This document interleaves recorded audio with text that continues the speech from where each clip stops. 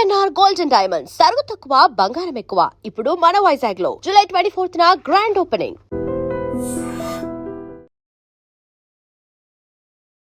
Iran మీద America తీవ్ర స్థాయిలో దాడులు చేస్తోంది. దాదాపుగా 140 ప్రాంతాల్లో మిసైళ్ల వర్షం కురిపించింది అమెరికా. ఇంతకీ హర్ముజ్ జలసంధి ఓపెన్ ఉందా లేదా? శాంతి చర్చలు ఏమయ్యాయి? ఎందుకని ఇంత తీవ్ర స్థాయిలో అమెరికా అండ్ ఇరాన్ మధ్య దాడులు కొనసాగుతున్నాయి? లాస్ట్ వీక్ మాట్లాడుకున్నాము, అంత్యక్రియలు అయ్యే వరకు ఎదురు చూస్తారో ఆ తర్వాత తీవ్ర స్థాయిలో ఉండబోతున్నాయని. బట్ ఇరాన్ కంటే ముందు అమెరికా ఎందుకని ఇంత అగ్రెసివ్ స్టెప్ తీసుకుంది? స్ట్రెయిట్ ఆఫ్ హార్మూజ్ని ఒకసారి అమెరికా ఓపెన్ ఉంచుకుంటే మళ్ళీ ఇరాన్కి ట్రంప్ కార్డ్ ఏం లేవు, మళ్ళీ ఏం చేయలేరు వాళ్ళు. సో స్ట్రెయిట్ ఆఫ్ హార్మూజ్లో ఏం చేస్తున్నారు, షిప్పులు వస్తే మనం రెగ్యులర్గా చూస్తున్నాం. ఒక షిప్పు వాళ్ళు చెప్పిన రూట్ కాకుండా ఒమాన్ వైపు నుంచి వెళ్తే దాని మీద ఒక డ్రోనో లేకుండా మిసైల్ స్ట్రైక్ చేస్తారు. ఇక్కడ ఇరాన్ కెపాసిటీ వాళ్ళ దగ్గర ఎక్కువ కెపాసిటీ లేదు. వాళ్ళు చెప్తుంటారు ఎప్పుడైనా కానీ ఒక అండర్ డాగ్ స్టేట్మెంట్ ఎక్కువ ఇస్తాను, నేను వాడిని కొడతా, నేను వాడిని చేస్తా, అది చేస్తా అంటే, కానీ వాళ్ళ దగ్గర కెపాసిటీ లేదు, ప్రొడక్షన్ కెపాసిటీ తగ్గింది వాళ్ళది.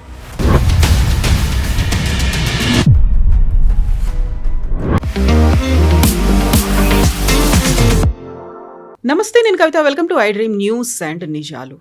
ఇరాన్ మీద అమెరికా తీవ్ర స్థాయిలో దాడులు చేస్తోంది. దాదాపుగా 140 ప్రాంతాల్లో మిసైళ్ల వర్షం కురిపించింది అమెరికా. ప్రతి దాడులని ఇరాన్ చేస్తోంది. హర్ముజ్ జలసంధి మూసేసినట్టుగా అనౌన్స్ చేసింది. బట్ అమెరికాకు చెందినటువంటి సెంట్రల్ కమాండ్ మాత్రం హర్ముజ్ జలసంధి ఓపెనే ఉంది అనేటువంటి మాట చెప్తోంది. దీంతో పాటుగా మొస్తఫా ఖమేనీ ఇరాన్ మీద, అందులోనూ ఆయతుల్లా అలీ ఖమేనీని చంపినటువంటి 13 దేశాధినేతలకు సంబంధించి ఒక థ్రెట్ అనేది రిలీజ్ చేశారు. ఆ 13 మంది తమకు శత్రువులుగా పరిగణిస్తున్నట్టుగా అనౌన్స్ చేశారు. దీంతో పాటుగా గల్ఫ్ కంట్రీస్ ఏవైతే అమెరికాకు మద్దతుగా ఉన్నాయో వాటిని కూడా టార్గెట్ చేసుకుని ఇరాన్ దాడులు కొనసాగిస్తోంది. ఇంతకీ హర్ముజ్ జలసంధి ఓపెన్ ఉందా లేదా? శాంతి చర్చలు ఏమయ్యాయి? ఎందుకని ఇంత తీవ్ర స్థాయిలో అమెరికా అండ్ ఇరాన్ మధ్య దాడులు కొనసాగుతున్నాయి? మనతో పాటుగా ఉన్నారు సీనియర్ జర్నలిస్ట్ సురేష్ కోచతిల్ గారు. సార్ నమస్తే. సో మనం లాస్ట్ వీక్ మాట్లాడుకున్నాము, అంత్యక్రియలు అయ్యే వరకు ఎదురు చూస్తారో ఆ తర్వాత తీవ్ర స్థాయిలో ఉండబోతున్నాయని. బట్ ఇరాన్ కంటే ముందు అమెరికా ఎందుకని ఇంత అగ్రెసివ్ స్టెప్ తీసుకుంది? దీంట్లో అన్నిటికంటే పెద్ద ప్రైజ్ ఇప్పుడు స్ట్రెయిట్ ఆఫ్ హార్మూజ్. ఇరాన్ కాదు, న్యూక్లియర్ వెపన్ కాదు, మిసైల్ కాదు, డ్రోన్ కాదు. స్ట్రెయిట్ ఆఫ్ హార్మూజ్ని ఒకసారి అమెరికా ఓపెన్ ఉంచుకుంటే మళ్ళీ ఇరాన్కి ట్రంప్ కార్డ్ ఏం లేవు, మళ్ళీ ఏం చేయలేరు వాళ్ళు. వాళ్ళ main point strait of Hormuz. So strait of హార్మూజ్లో ఏం చేస్తున్నారు, షిప్పులు వస్తే మనం రెగ్యులర్గా చూస్తున్నాం. ఒక షిప్పు వాళ్ళు చెప్పిన రూట్ కాకుండా ఒమాన్ వైపు నుంచి వెళ్తే దాని మీద ఒక డ్రోనో లేకుండా మిసైల్ స్ట్రైక్ చేస్తారు. ఇమ్మీడియట్గా అమెరికా వాళ్ళ మీద దాడి చేస్తారు, ఇరానియన్ పొజిషన్ మీద. ప్రొపోర్షనేట్ రెస్పాన్స్ అంటే మీరు 2 మిసైల్ కొడితే మేము 2 మిసైల్ కొడతాం. దాని తర్వాత అమెరికాకి అర్థమైపోయింది ఒక 5-6 రోజుల ముందు ఇది నడవదు, we have to scale up the operation అని.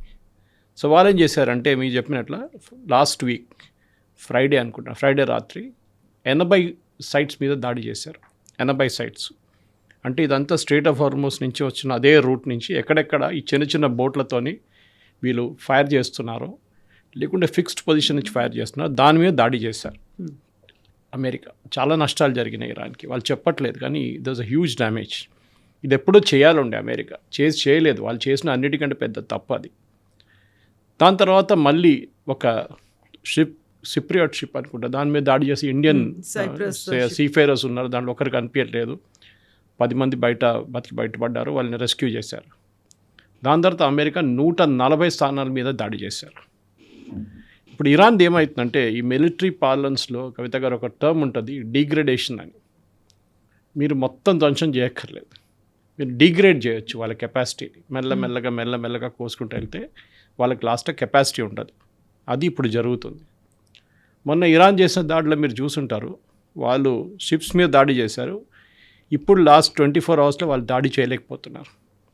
ఎందుకంటే ఎప్పుడైనా వాళ్ళు దాడి చేసినప్పుడు క్లియర్గా శాటిలైట్ ఇమేజరీ ఉంటుంది అమెరికా దగ్గర. ఎందుకంటే వాళ్ళ శాటిలైట్స్ అంతా ఆ ఏరియాలో ఫోకస్డ్ ఉంది. వాళ్ళకి క్లియర్గా తెలిసిపోతుంది ఏ లాటిట్యూడ్ ఏ లాంజిట్యూడ్ నుంచి ఇది మిసైల్ బయటకు వచ్చిందని, లేకుంటే ఏ బోట్ ఎక్కడి నుంచి బయటకు వెళ్ళింది, చిన్న బోట్స్ ఎక్కడ వెళ్ళింది. సో వాళ్ళు ఏం చేస్తున్నారంటే అమెరికా ఇప్పుడు వాళ్ళ సెంట్కామ్, వాళ్ళ సెంట్రల్ కమాండ్, ప్రెసిడెంట్ ట్రంప్ ఆదేశాల ప్రకారం వాళ్ళు కంప్లీట్గా దీన్ని డిగ్రేడ్ చేస్తున్నారు. Hmm. ఇంకొక 10 రోజులు ఇట్లనే బాంబ్ చేసుకుంటూ పోతే ఇరాన్ దగ్గర స్ట్రెయిట్ ఆఫ్ హార్మోస్లో ఏముండదు. ఒకటి మనం అర్థం చేసుకోవాలి, ఇరాన్ దగ్గర అది కాకుండా స్ట్రెయిట్ ఆఫ్ హార్మోస్ ఉన్న చిన్న చిన్న ఆపరేషనల్ యూనిట్స్ కాకుండా వాళ్ళ దగ్గర కెషమ్ ఐలాండ్ చెప్పి ఒక ఐలాండ్ ఉంది. అదే in the top portion of strait of Hormuz. In fact Persian గల్ఫ్లో అన్నిటికంటే పెద్ద ఐలాండ్ అది. ఆ ఐలాండ్లోనే ఐఆర్జీసీ వాళ్ళందరూ ఉన్నారు. సివిలియన్స్ ఉన్నారు కానీ బహుశా ఒక 50,000 మంది అంతా ఉన్నారు, కానీ మిగతా అంతా ఐఆర్జీసీ వాళ్ళు. అమెరికా ఏం చేస్తున్నాడు, ఇప్పుడు దాని మీద కన్సిస్టెంట్గా దాడి చేస్తున్నారు. ఒకసారి కెషమ్ ఐలాండ్ని కొట్టేస్తే వాళ్ళ మెయిన్ వెపన్ పోతుంది. రెండవది Iran life line Bandar Abbas వాళ్ళ మెయిన్ పోర్ట్, అది దీని పక్కనే కొంచెం ఒక మేబీ అనదర్ 50 నుంచి 60 కిలోమీటర్ దూరంలో ఉంటుంది. దాని మీద కూడా కన్సిస్టెంట్గా దాడి చేస్తున్నారు. ఇరాన్కి వచ్చే సరుకులంతా 2-3 రూట్లు ఉన్నాయి.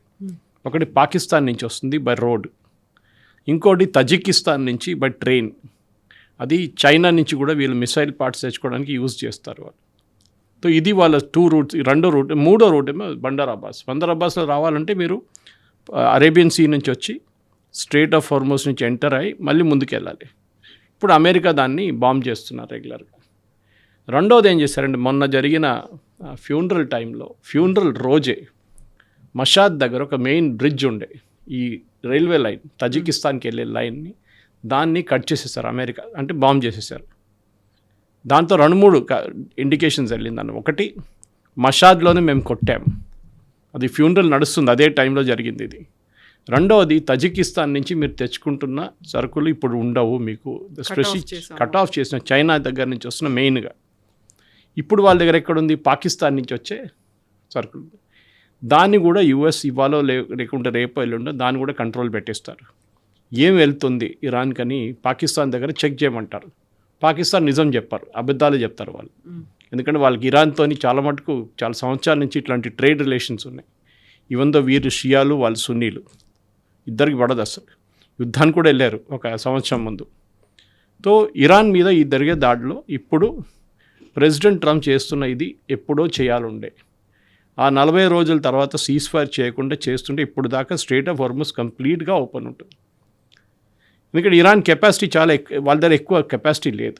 వాళ్ళు చెప్తుంటారు ఎప్పుడైనా కానీ ఒక అండర్డాగ్ స్టేట్మెంట్ ఎక్కువ ఇస్తాను, నేను వాడిని కొడతా, నేను వాడిని చేస్తా, అది చేస్తా అంటే, కానీ వాళ్ళ దగ్గర కెపాసిటీ లేదు. ఇప్పుడు ప్రొడక్షన్ కెపాసిటీ తగ్గింది వాళ్ళది. రష్యా దగ్గర నుంచి ఆయుధాలు రావట్లేదు, రష్యా ప్రాబ్లమ్స్ ఉన్నాయి, చైనా దీంట్లో ఇన్వాల్వ్ కాకట్లేదు. ఇప్పుడు ఇరాన్ మీద శాంక్షన్స్ పెట్టారు నిన్నటి నుంచి, ఫైనాన్షియల్ శాంక్షన్స్. అంటే ఎవరైనా ఇరాన్ దగ్గర నుంచి ఆయుధాలు కొంటారో, ఆయుధాలు డబ్బులు తీసుకుంటున్నారో, లేకుంటే ఆయిల్ కొనుక్కుంటున్నారో, లేకుంటే ఆయిల్కి డబ్బులు ఇస్తున్నారో, వీళ్ళ మీద మొత్తం శాంక్షన్స్ పెట్టారు. అంటే డబ్బులు మూవ్ కాదు మీకు.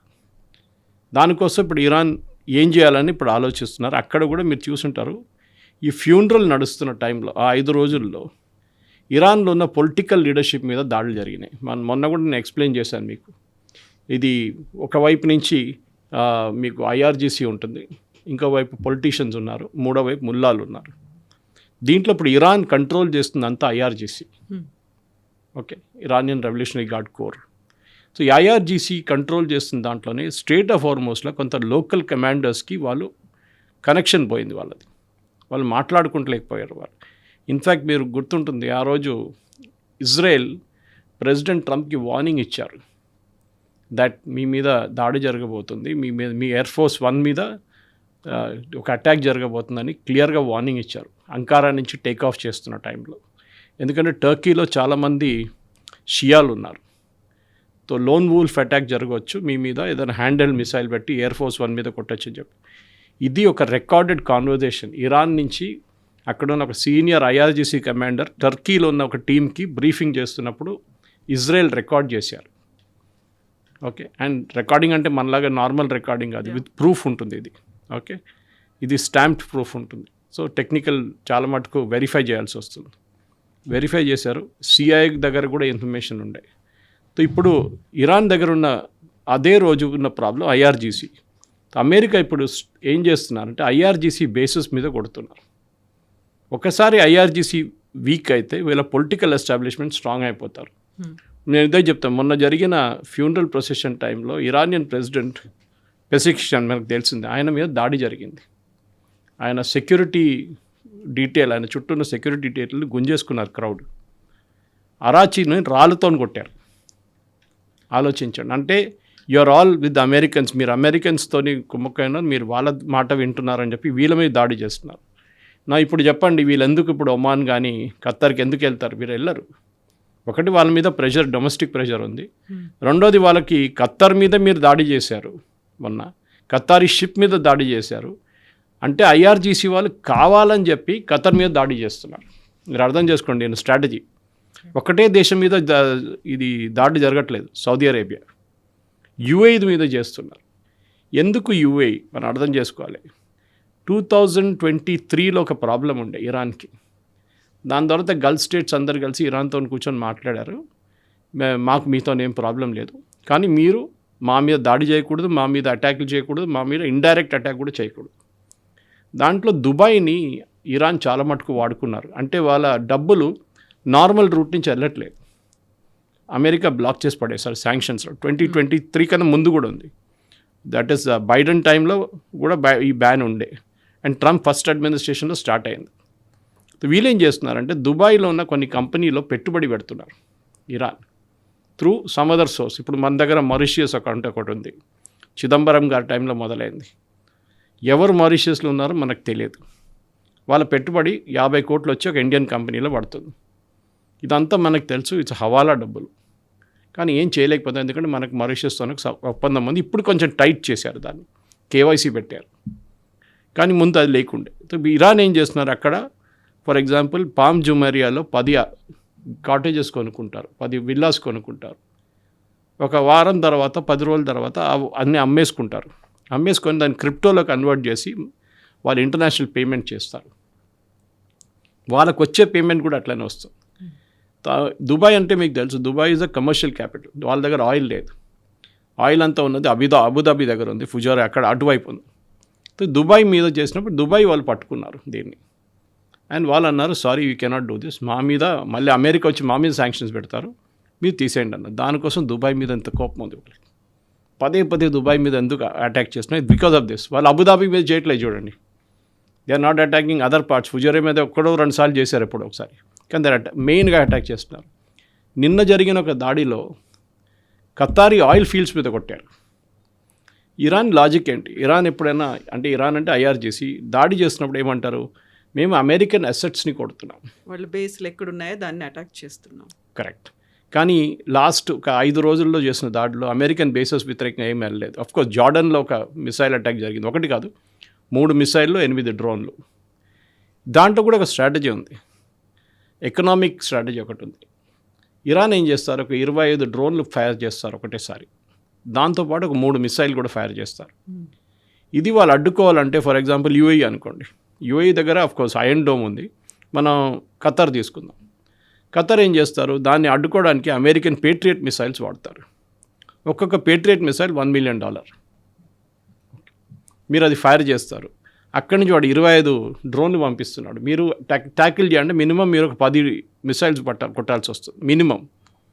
అది కూడా అన్నీ అడ్డుకోలేదు, ఎందుకంటే మీ 25 వస్తున్నాయి. సో హోప్ఫుల్లీ మీరు ఎక్కడో 10 డైరెక్షన్ తప్పిపోతుందని చెప్పి మీరు క్యాల్కులేట్ చేస్తారు. అది టిపికల్ డ్రోన్ టెక్నాలజీ అట్లా వర్క్ అవుతుంది. ఏం చేస్తున్నారు వీళ్ళు, ఫైరింగ్ చేస్తున్నప్పుడు ఈ $1 మిలియన్ ఖర్చు అవుతుంది. అక్కడి నుంచి వస్తున్న డ్రోన్లు $20,000 డ్రోన్, లేకుంటే ఒక నాట్ ఈవెన్ $500,000, 1/4 మిలియన్ అనుకోవచ్చు ఒక మిసైల్. తో వీళ్ళు ఒక్కొక్కసారి ఫైర్ చేస్తున్నప్పుడు వీళ్ళ ఖర్చులు ఎక్కువ అవుతుంది. సో దానికి ఒక ఎకనామిక్ స్ట్రాటజీ వాళ్ళది, ఇరాన్ది. వీళ్ళు ఎన్ని రోజులు పేట్రియట్ మిసైల్స్ కొనుక్కుంటారు. అమెరికా దగ్గరే పేట్రియట్ మిసైల్స్ అయినప్పుడు ఇప్పుడు వాళ్ళు ఖత్తర్కి ఎందుకు ఇస్తారు, సౌదీ అరేబియాకి ఎందుకు ఇస్తారు, కువైత్కి ఎందుకు ఇస్తారు, బహ్రెయిన్కి ఎందుకు ఇస్తారు? దానికోసం మొన్న జరిగిన ఒక దాడిలో ఇది ఎక్కువ పబ్లిసిటీ రాలేదు, కానీ ఈవెన్ అల్మంగ్ ద గల్ఫ్ స్టేట్ వాళ్ళు కొంచెం లో వాల్యూమ్గా ఉంచుకున్నారు దీన్ని. ఖత్తర్ అండ్ బహ్రెయిన్ కలిసి ఇరాన్ మీద దాడి చేశారు. ఎందుకంటే వాళ్ళు చిన్న countries compare to say Saudi Arabia, లేకుంటే ఖత్తర్ కూడా చాలా చిన్నది, 167 కిలోమీటర్లు అంతే. కానీ అట్ లాంగెస్ట్ పాయింట్ మీరు ఒక సౌదీ అరేబియా, యుఏఈ పెద్ద దేశాలు, కానీ బహ్రెయిన్ అండ్ కువైత్ చాలా చిన్న. సో వాళ్ళు ఏం చేస్తారు, మేము ఎక్కువ రోజులు ఇది అడ్డుకోలేము, we cannot spend money fighting this first అని చెప్పి వాళ్ళ ఎయిర్క్రాఫ్ట్ యూజ్ చేసి బాంబ్ చేశారు ఇరాన్ని. దానికోసం 3 రోజులు ముందు జరిగిన ఒక బాంబింగ్లో అమెరికా అన్నారు మేము చేయలేదు. ఒక మాట ఉంది క్లియర్గా, అమెరికన్ సెంట్కామ్ బాంబ్ చేస్తే వాళ్ళు క్లియర్గా చెప్తారు, వాళ్ళ ఎక్స్ హ్యాండిల్లో పెడతారు వాళ్ళు, that we have bombed 140 location 80 locations అని చెప్పేసి పేరుతో సహా చెప్తారు వాళ్ళు. కానీ మొన్న జరిగిన ఆ దాడిలో they didn't make any such announcement. కానీ ఇరాన్ అన్నారు మా మీద 8 మిసైల్స్తో ఫైరింగ్ జరిగింది, చాలా డ్యామేజ్ జరిగింది, 3 ఇంజర్డ్ అయ్యారు. దట్ వాజ్ దిస్ వీళ్ళిద్దరు. సో గల్ఫ్లో ఒక యుద్ధం ఇప్పుడు మారిపోతుంది. అమెరికా చాలా క్లియర్గా ఎప్పటి నుంచో గల్ఫ్ దేశాలకు చెప్తున్నారు మీరు కూడా మాతో రండి, అప్పుడు వీ కెన్ ఫైట్. నేటోని కూడా అదే అన్నారు, నేటో కూడా రాలేదు. అమెరికా ఏం చేస్తున్నారంటే వాళ్ళ బేస్ ఇంకొక రీథింక్ జరుగుతుంది అమెరికాలో. ఈ బేసులు పెట్టుకోవాలని ఉందా గల్ఫ్ రీజన్లో అని చెప్పి ఇప్పుడు ఆలోచిస్తున్నారు వాళ్ళు. ఇన్ఫ్యాక్ట్ చాలా బేసెస్ వాళ్ళు వెకేట్ చేశారు, వాళ్ళ మ్యాన్ పవర్ లేదు అక్కడ, హోటల్స్కి షిఫ్ట్ చేశారు వాళ్ళు. దుబాయ్ కానివ్వండి, ఖత్తర్లో కానివ్వండి, even Kuwait and Bahrain also. Bahrain దగ్గర వాళ్ళ 5th ఫ్లీట్ ఉంది, నేవల్ ఫ్లీట్ ఉంది, వాళ్ళని కూడా షిప్స్ అంతా అక్కడి నుంచి మూవ్ చేసేసారు వాళ్ళు. సో ఎందుకంటే ships are sitting targets, sitting ducks అంటాం మన ఇంగ్లీష్లో. వాడిని ఫాస్ట్గా మీరు మూవ్ చేయలేరు, ఎయిర్క్రాఫ్ట్ లాగా కాదు. ఎయిర్క్రాఫ్ట్ విత్ ఇన్ సెకండ్స్ మీరు ఇంకో దేశానికి తీసుకెళ్ళిపోవచ్చు. ఇది జరుగుతుంది ఇప్పుడు. సో అక్కడి నుంచి అమెరికా వెకేట్ చేయడం మొదలు పెడతా. ఇరాన్ స్ట్రాటజీ అది. ఇరాన్ స్ట్రాటజీ ఎప్పటి నుంచో ఏంటంటే ఇప్పుడు కాదు, వాడు 45 సంవత్సరాల ముందు నుంచి అమెరికాతో జరుగుతున్న ఈ ఘర్షణలో వాళ్ళకి చాలా క్లియర్గా అమెరికన్ అసెట్స్ని ఆ రీజన్లో ఉంచుకోకూడదు. ఏ రోజు అమెరికన్ మిలిటరీ అక్కడి నుంచి మూవ్ అయిపోతుందో సౌదీ అరేబియా లాంటి పెద్ద దేశాలు టోటలీ ఇన్స్టేబుల్ అయిపోతారు, unstable totally. Even Qatar for that matter. ఎంత డబ్బులు ఉన్నా కానీ మీ సొంత ఆర్మీ కంట్రోల్ చేయలేకపోతే పోతుంది. దానికోసం సౌదీ అరేబియా పాకిస్తాన్ తెచ్చి పెట్టుకున్నారు అక్కడ. వాళ్ళ దగ్గర వాళ్ళ ఆర్మీకి ఎంత కెపాసిటీ లేదు. So this is what is happening అనమాట. ఇంకా దీంట్లో ఇంటర్నల్ పాలిటిక్స్ చాలా ఉన్నాయి, కానీ first step, second step, third step జరుగుతుంది. కానీ ప్రెసిడెంట్ ట్రంప్ ఇంకొక 20-25 రోజులు if he continues with this bombing, డెఫినెట్గా ఇరాన్ సరెండర్ అని కాదు, కానీ ఇరాన్ కెపాసిటీ పోతుంది. సో అంత్యక్రియలు అయిన వెంటనే ముస్తఫా ఖమేని 13 మందిని టార్గెట్ చేస్తుండగా వాళ్ళ పేర్లను అయితే అనౌన్స్ చేశారు. బట్ ఇదన్నీ కాకుండానే ట్రంప్కు చాలా కీలకమైనటువంటి పర్సన్, ఒక ఫ్రెండ్, సెనేటర్ని కూడా చంపేశారు. దాని వెనకాల ఇరాన్ అండ్ టర్కీ ఉంది అనేటువంటి మాటని డొనాల్డ్ ట్రంప్ చెప్తున్నాడు. సో అది ఇంకొక యుద్ధంగా పరిగణించబోతోందా? లిండ్సీ గ్రామ్ గురించి చెప్తున్నారా? లిండ్సీ గ్రామ్ ఇప్పుడే నేను మీతో కూర్చొని ఇనిషియల్ డిస్కషన్ టైంలో ఒక ఆయన పోస్ట్ మార్టం అని చెప్పలేము, కానీ ఆటోస్పీ రిపోర్ట్ వచ్చింది వాళ్ళ కరోనా, సేయింగ్ దట్ ఆయనకు హార్ట్ ప్రాబ్లం ఉండే, ఆ హార్ట్ ప్రాబ్లంతోనే చనిపోయారు. దాంతో ఒక మెడికల్ టర్మ్ కూడా చెప్పారు వాళ్ళు. ఆయనకి Lindsey Graham one of biggest opponent. Lindsey Graham మనం భారతదేశం, మన మీద ఆయన చేసిన అక్రమాలు చాలా తక్కువ కాదు. మన మీద టారిఫ్లు తీసుకొచ్చారు చూడండి, ఇది లిండ్సీ గ్రామ్ పని. అది కాకుండా ఇప్పుడు 500% టారిఫ్ మన మీద పెడుతున్నారని చెప్పి నిన్నటి నుంచి మొన్నటి నుంచి ఇంకొక పుకారు మొదలైంది. ఆయన ఒక రెజల్యూషన్ వాళ్ళ కాంగ్రెస్లో తీసుకొస్తున్నారు, మనం రష్యా దగ్గర నుంచి ఆయిల్ కొంటున్నాం, దానికోసం మన మీద 500% పెనల్టీ పెట్టాలని చెప్పి ఇదే లిండ్సీ గ్రామ్ ప్రపోజ్ చేశారు. కానీ ఇనిషియల్ అజంప్షన్ ఏముండంటే ఆయన మొన్న యుక్రెయిన్ వెళ్ళారు 3 రోజుల ముందు. అక్కడ ఏదైనా పాయిజనింగ్ జరిగిందా అని డౌట్ ఉండే వీళ్ళకి. రష్యా చేపించారు, ఎందుకంటే రష్యా వ్యతిరేకంగా ఇది టోటల్ యాంటీ రష్యన్గా. రష్యా చాలా ఫేమస్ దీంట్లో. వాళ్ళ హిస్టరీ తీస్తే మీరు లండన్లో చేశారు వాళ్ళు ఒకసారి, and I think somewhere in Paris వాళ్ళ ఒపోనెంట్ని ఇట్లానే ప్రెసిడెంట్ పుటిన్ ఒపోనెంట్ని పాయిజన్ చేశారు. అది వాళ్ళ స్పెషాలిటీ. కానీ ఇది I don't think Lindsey Graham issue అది కాదు, ఎందుకంటే ఇప్పుడు మెడికల్ రిపోర్ట్ కూడా వచ్చేసింది, ఆయన డైడ్ ఆఫ్ న్యాచురల్ కాసెస్ అని చెప్పి. సో ఇందులో ట్రంప్ ఉన్నాడు, నెతన్యాహు ఉన్నాడు, ఆ తర్వాత మార్కో రూపియో, పీటర్ హెగ్జెట్ ఉన్నారు, ఇలాంటి జర్మనీ నుంచి నాటో దేశాధినేతలు వీళ్ళందరూ కూడా ఉన్నారు. మెలోని ఎగ్జాక్ట్లీ, మెలోని కూడా ఉంది. సో ఇది ఒక ఎగ్జాస్టివ్ లిస్ట్ అని చెప్పొచ్చు. అంటే నేటో దేశాలు దీంట్లో పార్టిసిపేట్ చేయట్లేదు, కానీ నేటో బేసిస్ అక్కడ ఉంది. అక్కడి నుంచి అమెరికన్ ఎయిర్క్రాఫ్ట్ టేక్ ఆఫ్ చేస్తున్నారని ఒక వీళ్ళకి ఇరాన్కి ఒక సస్పిషన్ ఉంది, which is correct. UK stammer మీద కూడా they have given a list. 13 మందిలో ఆయన కూడా ఉన్నారు. ఆఫ్కోర్స్ దాన్ని సీరియస్గా తీసుకోవాలి, ఎందుకంటే మొన్న ఇరానియన్ స్టేట్ టీవీలో ఒక డిస్కషన్ చూశాను నేను. ఆఫ్కోర్స్ అరబిక్లో ఉండే, సబ్ టైటిల్ పెట్టి చూశాను నేను. దాంట్లో వాళ్ళు ఏమంటున్నారు, అయతొల్లా ఖొమేనీ సటానిక్ వర్సెస్ వచ్చినప్పుడు రాసినప్పుడు సల్మాన్ రుష్దీ మీద ఒక ఫత్వా ఇష్యూ చేశారు. దట్ వాస్ బిఫోర్ ఈ పాస్ట్. 89లో ఆయన పోయారు. So most probably I think 85 దగ్గర కూడా జరిగింది ఇది. కానీ ఈయనకి ఏం చెప్తా, సల్మాన్ రుష్దీకి టాప్ లేయర్ సెక్యూరిటీ ఉండే యూకేలో కానీ ఆయన ఎక్కడ ఉన్నా కానీ, ఈవెన్ దో ఆయన ఇండియన్. అక్కడ ఉండి కూడా లాస్ట్లో మీకు తెలుసు ఒక 2 సంవత్సరాల ముందు ఆయన మీద ఒక దాడి జరిగింది. ఆయన స్టేజ్లో ఒక బుక్ రిలీజ్ ఫంక్షన్లో మాట్లాడుతున్నప్పుడు ఒక ఇరానియన్ పర్సన్ వచ్చి స్టాబ్ చేసి కన్ను మీద కొట్టారు. కన్ను పోయింది ఆయన complete. And he was in hospital చాలా రోజులు, సీరియస్ కండిషన్లో ఉన్నారు. ఇప్పుడు ఈజ్ ఓకేనా. ఆలోచించండి, 85 అండ్ 2023 అనగానే మనకి ఎన్ని సంవత్సరాలు బట్టి 40-45 ఇయర్స్ తర్వాత కూడా ఫత్వానే ఉండిపోయింది.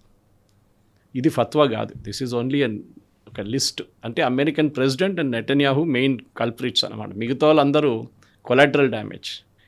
తో ఇది జరగదు, అది మనకందరూ తెలిసిందే. అది ఇరాన్ అప్పుడప్పుడు చెప్తుంటారు ఫత్వాలు ఇట్లాంటిది. కానీ సల్మాన్ రుష్దీని చూసినప్పుడు ఏదో ఒక రోజు ప్రెసిడెంట్ ట్రంప్ ఎప్పుడు ప్రెసిడెంట్గా ఉండరు కదా, కానీ ఆయనకు ప్రొటెక్షన్ ఉంటుంది సీక్రెట్ సర్వీస్ది. స్టామర్క్ అంత ఉండదు. బ్రిటిష్ సెక్యూరిటీ చాలా వీక్ యాక్చువల్లీ. వాళ్ళు మీరు 10 డౌనింగ్ స్ట్రీట్ చూస్తే కూడా ఏదో మీరే బండి నడిపించుకొని వెళ్ళొచ్చు అని చెప్పేసి ఇప్పుడు వాళ్ళు గేట్స్ పెట్టారు అక్కడ. ముందు అది కూడా లేకుండే. You could drive pass the UK prime ministers house అనమాట. వెళ్తూ ఒక కార్ బాంబ్ బ్లాస్ట్ చేస్తే ఏమవుతుంది. అఫ్కోర్స్ ఆయన ఇప్పుడు రాజీనామా చేయబోతున్నారు, కొత్త ప్రధానమంత్రి వస్తున్నారు యూకేలో. మెలోనీని తీసుకోండి, ఆమెకు సెక్యూరిటీ చాలా మినిమల్. ఆమెను టార్గెట్ చేస్తే రేపు ట్రంప్ని టార్గెట్ చేసి మేమేం చేయలేకపోతే ఇంకా వీక్ ఎవరు ఉన్నారు సెక్యూరిటీ వాళ్ళ మీద టార్గెట్ చేస్తారు. Pete హెస్గెత్ possible. సో వాళ్ళు ఏం చేస్తున్నారంటే ఒక 13 పేర్లు ఇచ్చినా కానీ ఒక థ్రెట్ పర్సెప్షన్గా ఉంచుకుంటున్నారు. దాట్ ఈస్ మేము కావాలంటే చేయొచ్చు, మీ మీద దాడి చేయొచ్చు. ఇది వాళ్ళ స్ట్రాటజీ అన్నమాట. సో Kavitha garu, Iran mental makeup మారింది లాస్ట్ 6 నెలల్లో. They have gone from a theocratic state to assassinating స్టేట్గా మారిపోయింది. అది దానికి కారణం ఒకటి, సుప్రీం లీడర్ చనిపోయిన తర్వాత వాళ్ళకి అర్థమైపోయింది నెక్స్ట్ ఎవరైనా సుప్రీం లీడర్ రానియండి. ఇప్పుడు ఈయన ఉన్నారు ముస్తఫా ఖమేని, కానీ ఆయన పబ్లిక్లో కనిపిస్తే ఇజ్రాయెల్ తీసేస్తారండి ఇమ్మీడియట్గా. అది బహుశా ఇజ్రాయెల్ చేస్తారు కూడా ఇప్పుడు. అది కాకుండా ఇప్పుడు ప్రెసిడెంట్ ట్రంప్ అదే అన్నారు, మేము అరాచీని లేకుంటే గాలిబాఫ్ని చంపి ఏం చేసుకుంటాం, మాకేం బెనిఫిట్ ఉంది, మాతో మాట్లాడుతున్న వాళ్ళే ఉన్నారు అని చెప్పేసి. సో ఇప్పుడు పీస్ టాక్స్ లేదు, ఇది సీజ్ ఫైర్ అయితే ఎప్పుడో పోయింది. కానీ అన్నిటికంటే ఇంట్రెస్టింగ్ ఏంటంటే ఇజ్రాయెల్ పొజిషన్. ఇప్పుడు అందరికి అనిపిస్తుంది ఇజ్రాయెల్ ఎప్పుడు చెప్పిన మాటే కదా, ఇప్పుడు ప్రెసిడెంట్ ట్రంప్ కూడా చెప్తున్నారు. ఇజ్రాయెల్ ఎప్పటి నుంచో చెప్తున్నారు, you can never believe Iran. ఇప్పుడు కాదు, మీరు 45 సంవత్సరాలు 47 సంవత్సరాల ముందు నుంచి కూడా ఇరాన్ ఇదే పొజిషన్లో ఉన్నారు, ఎక్కడ మారలేదు వాళ్ళు. నెగోసియేషన్లో దే ఆర్ ఛాంపియన్స్. కానీ అన్నిటికంటే పెద్ద తప్పు ఇప్పుడు అమెరికాలో కూడా అందరు పెడుతున్నది ఈ మెమరాండమ్ ఆఫ్ అండర్స్టాండింగ్ కాదు. వాళ్ళు అదే అంటారు, ఇంత పువర్లీ ఎవరు డ్రాఫ్ట్ చేస్తారు. Iran will be administrating the strait of Hormuz. Administrating అనగానే ఇరాన్ ఏమన్నారు, మా కంట్రోల్ అంటున్నారు. దాన్ని ఆ వర్డ్ ఎవరు యూజ్ చేశారు? మార్కో రూబియోనా, లేకుంటే స్టీవ్ విట్కాఫ్నా, లేకుంటే జారెడ్ కుష్నా, లేకుంటే షబాజ్ షరీఫా, అసీం మునీర్ షబాజ్ షరీఫ్కి ఇంగ్లీష్ అంత కంట్రోల్ లేదు, కానీ వీళ్ళకైనా కంట్రోల్ ఉండాలి కదా ఇంగ్లీష్ మీద. ఏ ఎంఓయూ కానీ ఏ ఒప్పందం చేసినా కానీ కవిత గారు చాలా కేర్ఫుల్ ఉండాలి. ఈవెన్ మనం ఒక కాంట్రాక్ట్, మీ స్టూడియోలో అయినా ఒక టెలివిజన్ కాంట్రాక్ట్ సైన్ చేస్తున్నప్పుడు ఫుల్ స్టాపులు కామాలు చూసుకోవాల్సి వస్తుంది. ఎందుకంటే it can be interpreted in any way you want. అంత పెద్ద డిస్ప్యూట్ ఉండదు అనుకోండి అమెరికా ఇరాన్ లాగా, కానీ ఆ డిస్ప్యూట్ని ఎప్పుడైనా చేయవచ్చు. ఇప్పుడు మీరు షిమ్లా అగ్రిమెంట్ తీయండి, డ్రాఫ్టింగ్ ఉంటుంది. ఇండస్ వాటర్ ట్రీటీ డ్రాఫ్టింగ్ ఉంది, కానీ దాంట్లో కూడా చాలా లూపోల్స్ ఉన్నాయి మనకి. అదే లూపోల్స్ మనం పట్టుకున్నాం ఇప్పుడు. సో ఈ లూపోల్ లేకుండా చేయడంలో ఎన్ని రోజులు చర్చ చేసి అన్నీ చేసి ఇంతమంది దాన్ని కన్ఫర్మ్ చేసిన తర్వాత 1.5 పేజెస్లో మీరు తప్పులు లేకుండా ఒక అగ్రిమెంట్ సైన్ చేశారంటే అర్థం కావట్లేదు. అదే టైంలో జేసీపీఏ చూడండి, 169 పేజీలు ఉన్నాయి ప్రెసిడెంట్ ఒబామా టైంలో. దాంట్లో ఒక్క పాయింట్ ఆఫ్ డిస్ప్యూట్ కూడా లేదు. ఎందుకంటే వాళ్ళు 2 సంవత్సరాలు తీసుకొని ఆ కాంట్రాక్ట్ని బ్యాక్ అండ్ ఫోర్త్ చూశారు. నేను ఈ మీడియాలో ఉన్నప్పుడే నేను ఒక ఏం చెప్తారు మెడికల్ బ్యాక్ ఆఫీస్ కంపెనీకి పనిచేశాను. వాళ్ళ దగ్గర నుంచి కాంట్రాక్ట్స్ వస్తుండే. సో నాకు కూడా కాపీ పంపిస్తారు, మీరు చెక్ చేయండి అని చెప్పేసి. 600 పేజీలు ఉంటుండే. అప్పుడు మా బాస్ నేర్పించారు నాకు ఒకటి, zeros are very important in life అని చెప్పి. ఎక్సెల్లో మనం జీరోస్ వాల్యూ లేదనుకుంటాం, కానీ లైఫ్లో వాల్యూ లేదు జీరోస్కి మ్యాథమెటిక్స్లో. కానీ ఎక్సెల్లో పెట్టినప్పుడు, కానీ కాంట్రాక్ట్లో పెట్టినప్పుడు జీరోకి వాల్యూ ఉంటుంది. ఇప్పుడు అదే జరిగింది ఇక్కడ. స్టేట్ ఆఫ్ హార్మోస్ని డిఫైన్ చేయలేదు మీరు క్లియర్గా. మీరు ఏం చెప్తారు న్యూక్లియర్ టెక్నాలజీ గురించి, వాళ్ళ న్యూక్లియర్ టెక్నాలజీ ఎట్లా దాకా దాన్ని క్లియర్గా డిఫైన్ చేయలేదు. ఏ పాయింట్ని డిఫైన్ చేయాలి? ఇప్పుడు అందరు తప్పు పడుతున్నారు ఎంఓయూని. ఎవరు డ్రాఫ్ట్ చేశారు? Who approved it?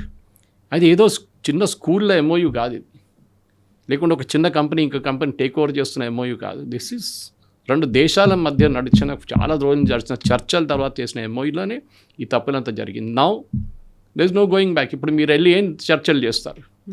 గాలిబాఫ్ కానీ అరాచి కానీ రేపు ఆల్రెడీ వాళ్ళు నిన్న ఖత్తర్ వాళ్ళు వచ్చారు కూడా ఇరాన్కి. ఇంత బాంబింగ్ జరిగిన తర్వాత ఆలోచించి ఖత్తర్ పొజిషన్ అంత వీక్ అయిపోయింది. అఫ్కోర్స్ వాళ్ళ ప్రీవియస్ ఎమీర్ నిన్న చనిపోయారు, ఆయన he passed away yesterday. So వాళ్ళు మార్నింగ్లో ఉన్నారు. మార్నింగ్ ఉన్న రోజు కూడా వాళ్ళ మీద బాంబింగ్ చేశారు ఇరాన్. ఆలోచించండి, ఎవరైనా ఆ రోజు ఆపేస్తారు కదా. ఈయన్ని ఖమేనీని ఏం చెప్తారు, వాళ్ళు 5 రోజులు జులూస్ తీసి ఫ్యూనరల్ అయినప్పుడు మీరు చూశారు కదా, వాళ్ళు అప్పుడు బాంబ్ చేయలేదు. అమెరికా లాస్ట్ డే చేశారు బికాజ్ ఆఫ్ ఫోస్ట్. కానీ వీళ్ళు అది కూడా లేదు, వీళ్ళకి ఎవరిని పట్టించుకోవట్లేదు. అప్పుడు నేను అనుకుంటాను ఈ గల్ఫ్ దేశాలు చాలా మటుకు అమెరికన్ మీడియా ఏమంటున్నారంటే గల్ఫ్ దేశాలు ప్రెసిడెంట్ ట్రంప్ దగ్గర వచ్చి అంటున్నారు మీరు బాంబ్ చేయకండి అని. కానీ ఎందుకు? ఇదే గల్ఫ్ దేశాలే ఈ సీజ్ ఫైర్ ప్రపోజ్ చేశారు 40 రోజుల తర్వాత. ఆ రోజు నేను అప్పుడు కూడా చెప్పాను కొన్ని డిబేట్స్లో, పాడ్కాస్ట్లో, మనం 40 తర్వాత ఇంకొక 10 రోజులు ప్రెసిడెంట్ ట్రంప్ ఇంకా బాంబ్ చేస్తే ఇరాన్ కంప్లీట్గా సరెండర్ అయిపోతుండే అప్పుడు ఇరానియన్ రెజీమ్స్. అప్పుడు ప్రెసిడెంట్ ట్రంప్ ఒక వర్డ్ వాడారు, ఐ వాంట్స్ అన్కండిషనల్ సరెండర్ అని చెప్పి. ఇప్పుడు ఆయన మాట్లాడలేదు దాని గురించి. ఆ రోజు జరుగుతుండేది, బట్ అది 10 రోజులు పొడిగించలేదు. అదే అక్కడ వచ్చిన తప్పు అన్నమాట. ఎనీవే ఇప్పుడు జరుగుతున్న దాంట్లో చాలా ఇంపార్టెంట్ ఏంటంటే అమెరికా శాంక్షన్స్ పెట్టారు ఇరాన్. అది ఒక చాలా పెద్ద ఎకనామిక్ ఇంపాక్ట్ చేయబోతుంది. ఇప్పుడు సైప్రస్ జెండాతో వెళ్తున్నటువంటి వాణిజ్య నౌక మీద దాడి చేశారు. అందులో 11 మంది భారతీయులు ఉన్నారు. 10 మందిని రెస్క్యూ చేశారు. ఒక ఆయన ఇప్పటికీ కూడా కనిపించట్లేదు అనుకున్నప్పుడు భారతదేశం కూడా రెస్పాండ్ అయింది. ఇప్పుడు ఓన్లీ ఆ 3 దేశాల మధ్య సమస్య కాదు. ఇప్పుడు హర్మూజ్ మనం ఎంత ఇండో పసిఫిక్ రీజియన్లో ఎంత స్ట్రాటజిక్ పార్ట్నర్షిప్ అవన్నీ మనం డెవలప్ చేసుకుని డీల్స్ పెట్టుకున్నప్పటికి కూడా మన మీద అటాక్ చేశారంటే సైప్రస్ జెండాతో భారతీయులు ఎందుకున్నారు? లేకుంటే అది మన వాణిజ్య నౌకనా? అక్కడ ఉన్నటువంటి క్లారిటీ ఏంటి అసలు? దాని పాత పేరు ఒక ఇండియన్ పేరు లాగా ఉంది. ఈ షిప్స్ ఇప్పుడు కవిత గారు, అది మీరు ఇంటర్నేషనల్ మ్యారిటైమ్ ఆర్గనైజేషన్ చూస్తే, లేకుంటే లండన్లో ఉన్న వాళ్ళ మ్యారిటైమ్ ట్రాకింగ్ సిస్టమ్ చూస్తే, ఈ షిప్స్ ఇప్పుడు స్పెషల్లీ ఇట్లాంటి క్రైసిస్ సిచ్యువేషన్లో పేరు మార్చుతారు వాళ్ళు. మీరు ఆలోచించండి, మొన్న Khattar flagged ship LPG tanker move అవుతున్నప్పుడు దాని మీద కొట్టారు ఇరాన్. అంటే నాకు ఇప్పుడు చెప్పండి, ఖత్తర్ని వాళ్ళు అర్థం చేసుకోరా? ఖత్తర్ ఫ్లాగ్ వాళ్ళకి తెలియదా? ఖత్తర్ క్యాప్టెన్తో మాట్లాడుతున్నారు వాళ్ళు, మీరు ఆ రూట్లో ఎందుకు వెళ్తున్నారు, మా రూట్ పోయినరు అని చెప్పి మాట్లాడి ఆర్గ్యుమెంట్ జరిగింది వీళ్ళ నడిమిట్లో. It's on the net. అంటే వాళ్ళకి తెలుసు that is a Qatari ship అని చెప్పి అప్పుడు కూడా కొట్టారు వాళ్ళ మీద. అంటే వాళ్ళకి భారతదేశమో ఖత్తరో లేకుంటే సౌదీ అరేబియా లేకుంటే కువైత్ బహ్రెయిన్ ఏ డిఫరెన్సియేషన్ లేదు. ఇరాన్లో ఉన్న రెవల్యూషనరీ గార్డ్, అదే చెప్పించండి, కెషమ్ ఐలాండ్ కానీ మిగతా చోట్లలో స్టేట్ ఆఫ్ హార్మోస్లో ఉన్న రెవల్యూషనరీ గార్డ్స్ బహుశా రెబెల్గా మారిపోయారు వాళ్ళు. వారు రేపు ఇంకో సపరేట్ దేశంగా కూడా వాళ్ళు అనౌన్స్ చేయొచ్చు. వాళ్ళు ఆ పొజిషన్లో ఉన్నారు వాళ్ళు ఇప్పుడు. సో కంట్రోల్ లేదు, సెంట్రల్ లీడర్షిప్కి కంట్రోల్. ఆర్మీలో ఎప్పుడు ఒక కమాండ్ అండ్ కంట్రోల్ సిస్టమ్ ఉంటుంది. పైనుంచి ఆర్డర్ ఇస్తే కన్సిస్టెంట్గా, అది ఏ యూనిఫామ్ ఫోర్సెస్ కానీ ఉంటుంది, అది పోలీస్ కానివ్వండి పారామిలిటరీ కానివ్వండి, పైనుంచి ఆర్డర్ ఇస్తే అది ఫాలో చేయాల్సింది. యూ కెనాట్ క్వశ్చన్ బ్యాక్, ఎందుకు అని ఎప్పుడు అడగకూడదు. కానీ ఇరాన్లో ఎప్పుడు జరుగుతుంది ఏంటంటే తెహరాన్కి కంట్రోల్ లేదు. స్టేట్ ఆఫ్ హార్మోస్లో ఉన్న వాళ్ళ మీద కంట్రోల్ లేకపోయింది. పాసిబ్లీ అక్కడ కొంతమంది ఇంగ్లీష్లో అంటారు రెనగేట్ కమాండర్స్ అంటారు, అంటే కొంచెం రెబెల్ కమాండర్స్ ఇప్పుడు వాళ్ళు దాడి చేస్తున్నారు షిప్పుల మీద. వాళ్ళ స్ట్రాటజీ ఏంటనేది నేను అల్ జజీరాలో ఒక న్యూస్ ఐటమ్ని చూశాను. పాసిబ్లీ చర్చలు నడుస్తున్నప్పుడు, చర్చలు మొదలవుతుంది అనగానే 2 దేశాలు ఎప్పుడు అటాక్ చేయడానికి రెడీగా ఉంటారు. ఒకటి ఇజ్రాయెల్, ఇంకోటి ఈ ఐఆర్జీసీ వాళ్ళు. ఐఆర్జీసీ వాళ్ళు ఎప్పుడు వీళ్ళు వెళ్తున్నారు ఖత్తర్కి అనగానే, ఆర్ ఖత్తర్ వాళ్ళు ఇరాన్కి వస్తున్నారు కానీ ఆ రోజు దాడి జరిగింది. అంటే చర్చలు ఆపడానికి చేస్తున్నారు వాళ్ళు. అండ్ దిస్ ఐఆర్జీసీకి చర్చలు వద్దంటున్నారు. మీరు చెప్పాను చూడండి, పెస్కేషన్ ఆయన మీద దాడి చేశారు, అరాచీని రాళ్లతో కొట్టారు. అంటే వాళ్ళకు చర్చలు వద్దు. ఒక ఐఆర్జీసీలో ఒక పెద్ద ఫ్యాక్షన్కి ఈ చర్చలనే అక్కర్లేదు అమెరికాతో. మేము ఒక నార్త్ కొరియాగా ఉండిపోతాం, కానీ మేము అమెరికాతో చర్చలు జరపము. ఎందుకంటే చర్చలు ఎక్కడికి వెళ్ళదు ఆనెస్ట్లీ. అది పాకిస్తాన్ కానీ ఖత్తర్ కానీ ఈవెన్ ఒమాన్ చెప్తున్నప్పుడు కూడా చాలా మటుకు ఇది ఎక్కడ వెళ్ళదు.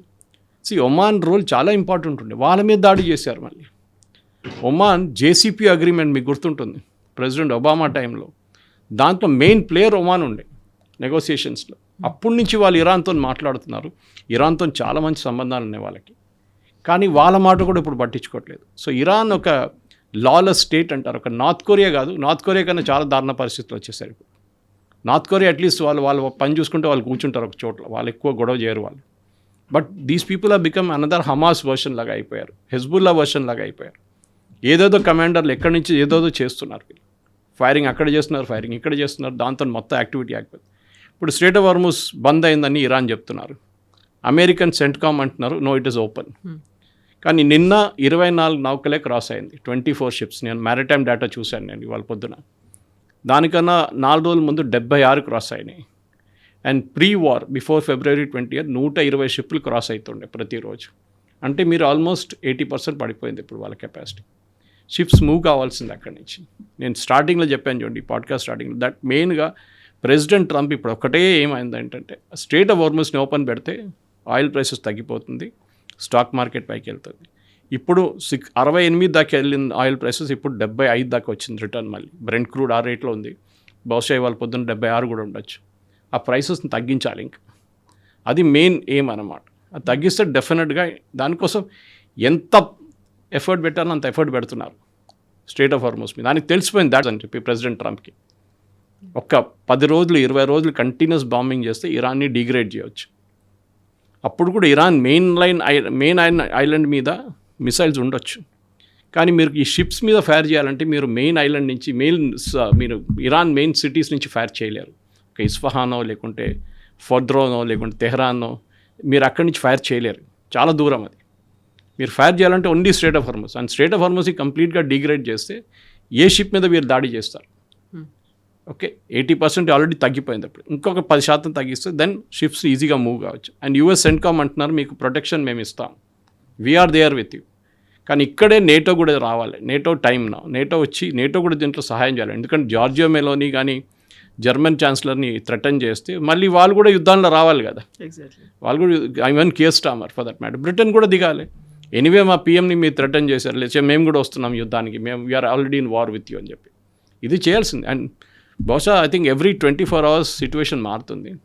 కానీ నేనైతే ఇప్పుడు కూడా నా అంచనా ఏంటంటే they should attack, consistently attack చేస్తే వాళ్ళని డిగ్రేడ్ చేయవచ్చు. దీంట్లో హిస్టరీలో చాలా ఎగ్జాంపుల్స్ ఉన్నాయి మీకు. సొమాలియన్ పైరేట్స్, ఒకసారి సొమాలియన్ పైరేట్స్ మొత్తం మీరు గల్ఫ్ ఆఫ్ ఏడెన్ నుంచి ఇటువైపు అరేబియన్ సీ దాకా వాళ్ళ కంట్రోల్లో ఉండే షిప్స్ అన్నీ హైజాక్ తీసుకెళ్ళిపోతుండే సొమాలియాకి. ఇప్పుడు చూడండి కంటిన్యూస్గా పెట్రోలింగ్ చేస్తున్నారు. ఇండియన్ నేవీ ఉన్నారు, మిగతా నేవీస్ కూడా ఉన్నారు, కానీ ఇండియన్ నేవీ మెయిన్గా మనకు ఎవరితో గొడవ లేదు. So we're from Arabian sea నుంచి మనం till gulf of Oman and beyond మనం పెట్రోలింగ్ చేస్తున్నాం. సో సొమాలి పైరేట్స్ రావట్లేదు ఇప్పుడు, ఆ ప్రాబ్లమ్ సార్ట్అవుట్ అయిపోయింది. ఇది కూడా అంతే. ఇంకొక 10 రోజులు కన్సిస్టెంట్గా అమెరికా బాంబింగ్ చేసి వాళ్ళ కెపాసిటీ తీసేస్తే, వాళ్ళ లాంచింగ్ సైట్స్ తీసేస్తే, వాళ్ళ మిసైల్ సైట్స్ తీసేస్తే, వాళ్ళ డ్రోన్ ఎక్కడెక్కడ స్టోర్ చేసేస్తే, అండ్ దెన్ బోట్స్, చిన్న బోట్స్, దెన్ ఇరాన్ సరెండర్ అవుతారు. డెఫినెట్గా Iran will keep it open. వాళ్ళకి చాయిసే లేదు. Thank you so much. Thank you very much.